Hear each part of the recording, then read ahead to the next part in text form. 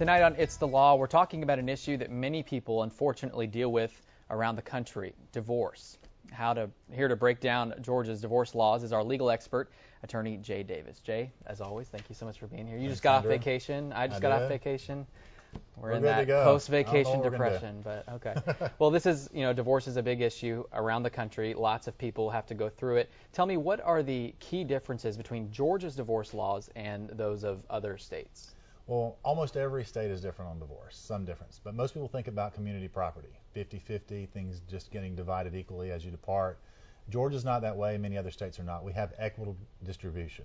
And that means what's fair. It means taking a look at how things came into the marriage, what happened during the marriage, what one person did versus the other person, and what's entitled, which means you need to get a lawyer to try to do one. So when dividing up the property, it's not necessarily what's equal, but what's fair. It's what's right? fair. That's okay. Right. Now, what are the appropriate grounds to file for a divorce? There's 13 grounds in Georgia for divorce. The one most common when you're just trying to get out is irreconcilable differences, or the marriage being irretrievably broken.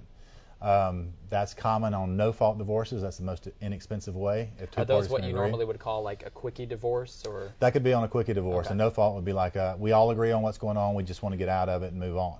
A full divorce is going to go after different property, an argument over who gets the kids, an argument over who gets the dog, or who gets the property, money, and everything else. Okay. And those grounds can go from things that happen at the beginning of the marriage, like being too close related, or impotence, or the woman being pregnant without the husband knowing it. Okay. So sometimes it's relatively easy to get divorced, but what happens when one of the parties isn't cooperating? What happens then?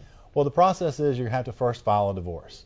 If it's an agreeable divorce, you file everything at the same time, a settlement agreement, everything. It gets filed, it has to be put on a judge's desk, wait 30 days, and then it's signed and you're done.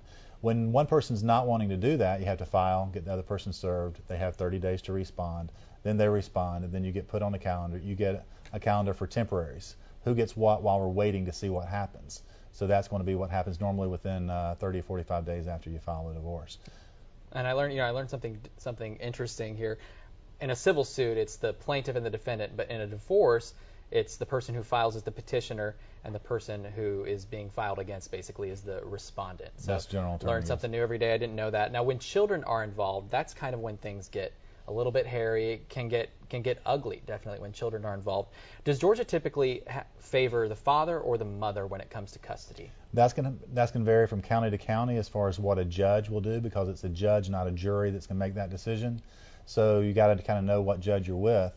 But the law is actually favors neither party. The law says they should both be treated equally. In reality, sometimes that's not the case. Yeah, I mean, there are states around the country that I've heard, will either favor the mother. A lot of states do favor the mother in custody cases. So, I didn't know that Georgia actually, it's kind of. Well, Georgia, you might get a judge from what we call the older school who thinks the woman should definitely be the one with the child, or you might get a judge that's a male himself and gone through a custody battle and has a tendency to lean towards the father. Okay. So it could be either way as far as the judge. It all depends, and definitely this is such a huge issue. It happens to a lot of people. Hopefully, people can work it out and not have to go through all that. But the cheapest divorce is uncontested. Absolutely. Those are inexpensive. The other ones can get quite all right, expensive. Jay. Well, thank you for the info, and thanks for coming in again. We appreciate it. And hey, if you've got a legal question, please send us an email. We want to answer it for you. Send it to itsthelaw@41nbc.com.